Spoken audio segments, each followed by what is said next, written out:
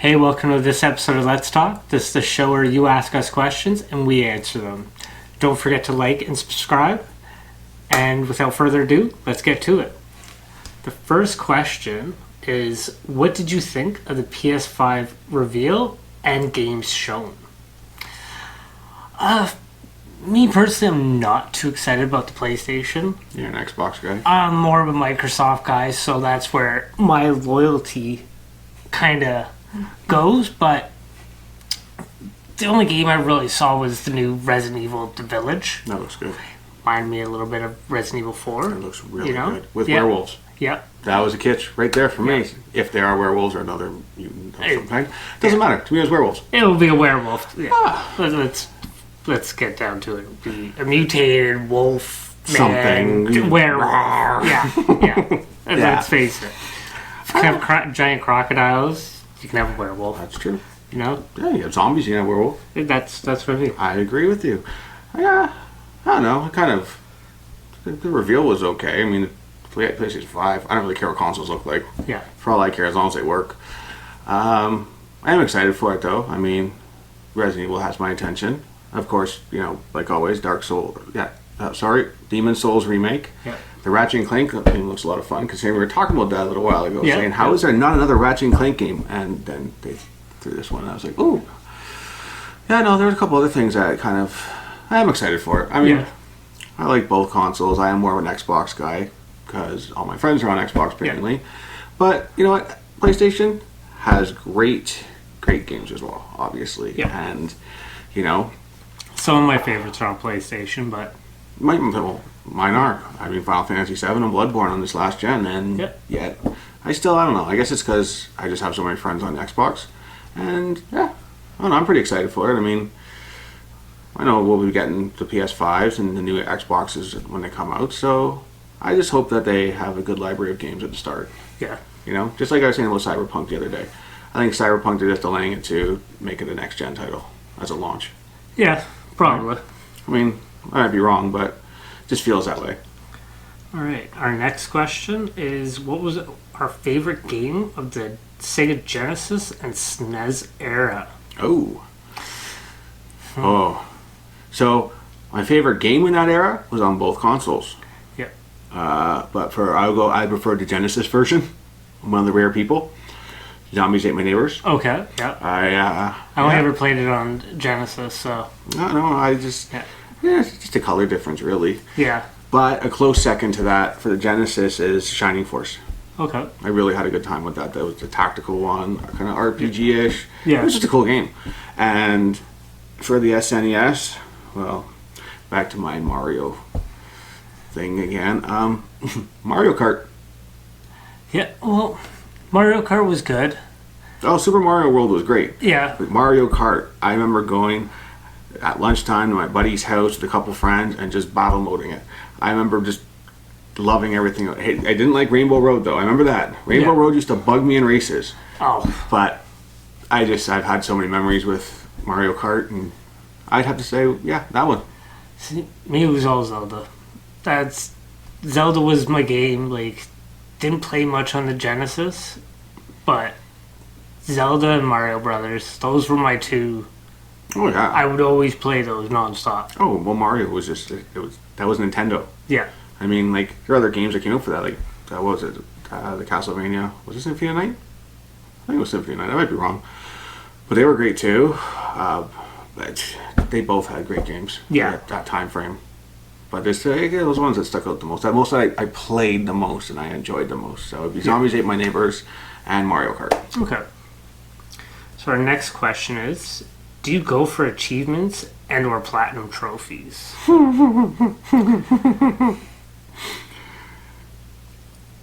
See, I don't play a game just to go for them.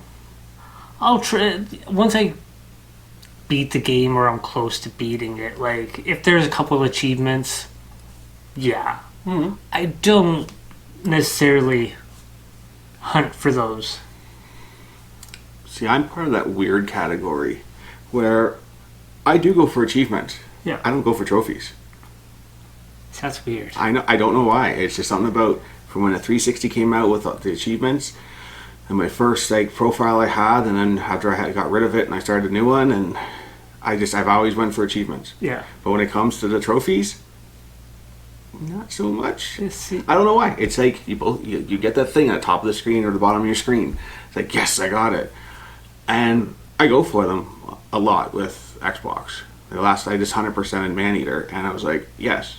But then now I was just playing Last of Us, and you get the bronze, gold. Yeah. And I'm just like, which is weird. But I also have to say something about that. What do you think of the fact that, okay, so you're playing a developer's game.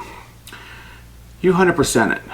Do you not think that they should give you some sort of reward? Something small. If they did, I would. Just for a cosmetic thing for your character, being like, oh, this guy. Oh, definitely. If that was it, then yeah. I don't know. Oh yeah, they would have me hook, line, and sinker. Well, they used to do it with the 360. Yeah. I remember with, I think it was Red Dead Redemption. They gave you something for it. You'd get certain rewards. Just avatar icons. Yeah. So I don't know why they don't do that though. See, it's nothing big. Don't get me wrong, but it's just one of those things where it's like, man, I just beat the hell out of your game. Yeah. Give me something. Yeah. So, I don't know. I go for achievements, but trophies always just seem to be like. I wish there was cosmetic rewards for it. Just something. Yeah. You know what I mean? It's just something small that, even if it is for your avatar, or even if it's something in game where it's like, oh, this guy 100% of his achievement list. Like, well, that's pretty good for certain games, especially hard games, like games that developers make that are hard. You 100% that. 100% Dark Souls, or you 100% anything like that, you should get something. Oh, because it takes hours and hours. Like, you can't just beat the game once. You got to go 3 times at it. Yeah. Well, I agree. I don't know. I just think that they should offer the fans something small. All right. Our next question is: what's our favorite timed event? Favorite timed event. I had a lot of fun with Predator in Wildlands. Yep. That would probably have to take it. That was my only timed event that I really wanted to do it. Yeah. It really sunk me into the game. Oh yeah, it did me too. Especially playing with you guys and then just saying screw it and going at it myself. Yeah, it was a lot easier by yourself. It was. A lot easier by yourself. Yeah, because I don't really go for timed events too much, unless it's something I want. I'll go for the timed event just because it gives me something. And yeah, but I want something everybody else gets, and I had to be really engaged into it. Right? That was just cool for me. I was like, oh, the Predator? Awesome. I just can't be left. I need that item. I need it. It's like a drug to me. I need that item. To me, I don't know. It depends on the game. Depend on what it is. Depend on what you get. And depend on what the event is. Usually I won't even use the item. It'll go right into my inventory. Yeah, but you're a Destiny guy, and you always play for their events all the time. And I had my one weapon of all my things. I would never change. Yeah. The outfit I would change once the new one came out. I was a warlock, so it. All Hell Titans. Just really give the warlocks a way better outfit. Why is it always dresses? That's dress nonstop. It's annoying. It really is. Yeah. They can do a spirit bomb. They can do Goku's spirit bomb in a dress. But I gotta wear a dress. Back to All Hell Titans. Yeah, I wish I was a hunter. Really do. But I can't go back. So what's your choice for this one, though, for a timed event? Oh, definitely Predator. Yeah? Definitely Predator. We did have fun doing that. Yeah. That was a lot of fun, though. So, yeah. Ghost Recon, Wildlands, the Predator timed event. Yep. The only one I really liked. It's true. The other one I really yelling about. In order, what are our favorite games?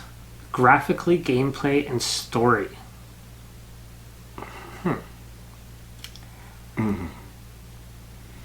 see. Story for me would definitely be Last of Us. No question. In which order would you rate the game? Would it rank a game? Do you look at graphics first, gameplay, or story? Well, I could be wrong, but it says rank in order, right? Yeah. So Well, this is going to be a real tongue one for me. So depending on the game, because Last of Us 2 is a great example of my point here. Graphics are phenomenal. Gameplay is good. I didn't like the story. yeah. So right there, that's my list for that. But Mass Effect. Oh, Mass Effect I love. So with Mass Effect now, I have to look at it in a different way, going, story was great. The graphics were good. They were really good, sorry. And the gameplay was, got better with each one of them, whatever. Story was alright. But I have to go, the story kept me engaged though. Yeah. So. Till the end. Yes. So I'd probably have to go with, on that one, story, gameplay, the graphics. Yeah. Because I can still go back and play Mass Effect 1 and be like, wow, it still engages me. Yeah, the story is what brought me to Mass Effect. Definitely. Yeah. But on a regular, what do I look for? If it's like a trailer or if it's something I was looking at? Well, I like graphics. I like seeing how far they can continue with graphics to make it more realistic or even more cartoony, animated, like depending on what game you're playing, right? So graphics are a big factor, but I've also played games before that have amazing graphics, but the controls were terrible and ruined it. So, I don't know. I'd probably have to go gameplay, graphics, then story with me. Because I played a lot of games too where, Destiny, a lot of the story you find out in the lore. Yeah. We played Destiny 1 like crazy. Dark Souls, I loved the series. Same thing, you find out everything through lore, but the gameplay is what engages you, and back to the graphics. So yeah, my choices would be, in order, would be gameplay, graphics, story. See, man, I'd have to go story, gameplay, graphic. I don't care that much. Like, graphics, yeah, there's a standard. You go over it, at least you're at the standard, graphically. I don't mind. Yeah, but I don't know. Hasn't there been games that caught you before where it's like, the gameplay is good, but the graphics just really, you don't want to play it no more because they're just bad. No. Really? No. Yeah, I've had that before where it's graphics. I can get past graphics. Like, we grew up in an era that our graphics were blocks. Yeah, but we went from thinking GoldenEye was exactly life, and then all of a sudden we're like, Mario Kart looks so cartoony and real, or Turok looks amazing, and we look back at it now. So we obviously get more adapted as generations go, but as of now, though, I have a standard. That's what I mean. As of now, though, if you're playing a game that, I'm trying to think, that has, like, let's say, a story like Last of Us 1. Yeah. And it has beautiful gameplay to it, but the graphics are just so not fitting for the story, it would keep you engaged. Yeah. Because I would lose interest in it right away with it. If the story was amazing, we could have Mario Brothers graphics again. The original Mario Brothers. Like that, if the story was amazing, bro. No, I mean, there are games nowadays that come out that are, 8-bit or 16-bit, and they're a lot of fun still. Yeah. Don't get me wrong. I just love most other games I play. Oh, yeah. I look at the graphics more so. Like, I couldn't imagine playing, let's say, Neo 2 in 8-bit. I'd be like, I guess. I don't think I was playing the best game in the world. I'm like back in time right now. This is amazing. That's all I'm saying. Just use look, we're playing a game. Use your imagination. Be like, this brought me to the past. This is amazing. See, I don't know. For me, it would really take me out of that experience quite a bit, especially now, like with VR and everything. Like, you want to I'm not a VR guy. I'm not that much either, but I want to see how much more engaged you can get into it, and to me graphics are a big factor, and what keeps your attention going like completely. You see a beautiful cinematic going in the game and you're just like, whoa, then you're all of a sudden playing that game. Or if it's seamless, like look at God of War, or it's like seamless, but that's all about it's about graphics, it's about gameplay, it's about all these things. But I don't know, I just feel that the graphics seem to just kind of lure you better into it, because you can play a game with a bad story and still want to play it. No, see, it's hard for me. It's hard because that's what draws me away from the game. 100%. If I can't stay in the story, like I've played some games where there's nothing to the story. Like the story's just here. You slap this together just to You know, Yeah. give you guys something. Like, but I take it for what it is. Yeah, but If I'm